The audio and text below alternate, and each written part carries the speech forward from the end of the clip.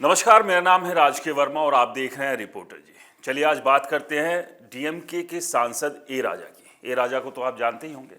ये वही ए राजा है जो अक्सर अपने पागलपन में पागलों जैसी बातें करते हैं, यानी कि ऊट पटांग बातें करते हैं। देश को तोड़ने की बात हो, हिंदू धर्म के बारे में बात हो या सनातन धर्म के बारे में बात हो, तो इनके अजीबोगरीब बयान जो है अक्सर आते रहते हैं। एक और बयान इनका वायरल हो रहा है। इस बार इन्होंने कहा है कि वो भारत को देश ही नहीं मानते हैं।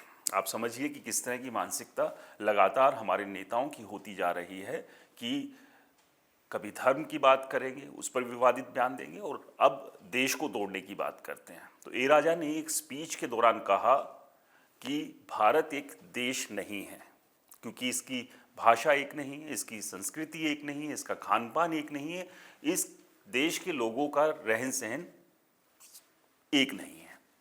यानी कि जिस देश में ये कहा जाता है कि अनेकता में एकता, वहाँ ए राजा ये कह रहे हैं कि ये देश बटा हुआ है, ये उपमहाद्वीप है। और एक बार फिर से कहीं ना कहीं उन्होंने अपने मन की बात को रखा कि वो चाहते हैं कि तमिलनाडु को एक अलग देश बनाया जाए, यानी कि उसका रोना है उन्होंने एक बार फिर से रोया यहाँ पर। और इतना ही नहीं, उन्होंने एक बार फिर से खास तौर से हिंदू धर्म को टारगेट करते हुए ये कहा है कि श्री राम हमारे दुश्मन हैं, हम श्री राम को अपना शत्रु मानते हैं। यानी कि जिस देश में श्री राम को पूजा जा रहा है, अभी श्री राम की प्राण प्रतिष्ठा हुई थी, वहाँ उसी श्री राम के लिए ए राजा कहते हैं कि वो शत्रु हो। और इतना ही नहीं, आगे बढ़ते हुए उन्होंने हनुमान जो कि पूजनीय है हिंदुओं के, उनको की तुलना बंदर के साथ कर दी है।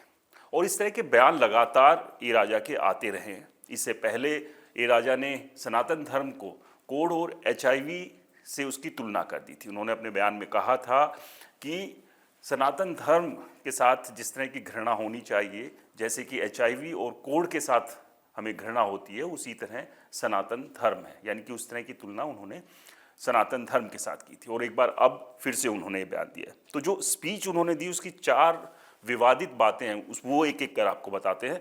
उन्होंने सबसे पहले ये कहा कि भारत एक देश नहीं है। अब देखिए उसके पीछे उन्होंने तर्क क्या दिया। उनका कहना है कि यहाँ कई तरह की परंपराएं हैं, संस्कृति है। तमिलनाडु एक भाषा एक संस्कृति है। इसके अलावा उन्होंने कहा कि मलयालम एक भाषा है, उनका एक राष्ट्र है। ओडिशा एक देश है, वहाँ एक भाषा है। केरल में अलग, दिल्ली में अलग भाषा और संस्कृति है। यानी कि इस तरह की तुलनाएं, इस तरह के लॉजिक के साथ उन्होंने कहा कि ये देश एक नहीं है, इस देश में अलग अलग देश हैं और ये एक उपमहाद्वीप है। इसके आगे बढ़ते हुए उन्होंने कहा कि मणिपुर में डॉग मीट खाया जाता है। अगर वहाँ डॉग मीट खाया जाता है तो इसमें बुराई क्या है। इसके अलावा दिल्ली की बात करें तो वहाँ अलग खाना है। साउथ के अलग अलग राज्यों की बात करें, वहाँ का अलग खाना है। तो इसमें एकता कहाँ दिखती है। इसके बाद उन्होंने बंदर से भगवान हनुमान की तुलना कर दी। उन्होंने कहा कि जो हनुमान है जिसे हिंदू पूजते हैं, वो एक बंदर है। और साथ ही साथ उन्होंने कहा कि हम सब राम के शत्रु हैं, मुझे रामायण और भगवान राम पर विश्वास नहीं है। यहाँ तक वो श्री राम के बारे में इस स्पीच के दौरान बोल गए। इसके बाद उन्होंने, इनके इस बयान के बाद बीजेपी भी अब हमलावर हो गई है। बीजेपी ने कहा है कि क्या ये राजा किसी और धर्म के बारे में इस तरह की बातें बोल सकते हैं जो वो लगातार हिंदू धर्म के बारे में बोलते आ रहे हैं। और जिस तरह से आज भी उन्होंने अपनी स्पीच में इस बात को एक बार फिर से रिपीट किया। और ये ऐसा पहली बार नहीं हुआ है कि डीएमके के नेता विवादित बयान देते रहे हों हिंदू धर्म को लेकर। इसके अलावा भी जो डीएमके के कई नेता हैं, उनके मंत्री उदयनिधि के भी बयान वायरल हुए थे। उन्होंने सनातन को कोरोना, डेंगू जैसी बीमारियों से उसकी तुलना की थी।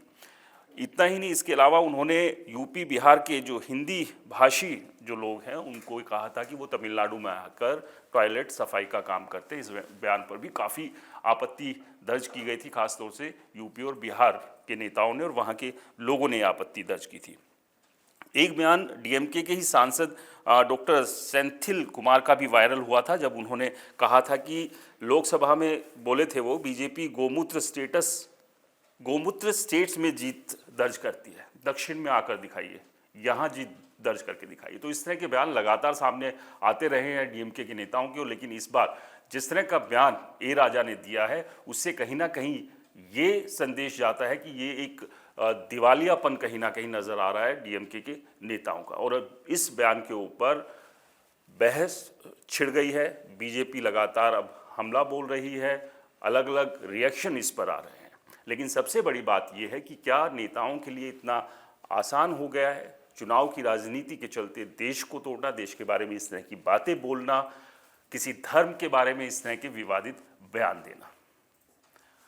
इस पूरे मामले पर आपकी क्या राय है, हमें कमेंट्स कर जरूर बताएं।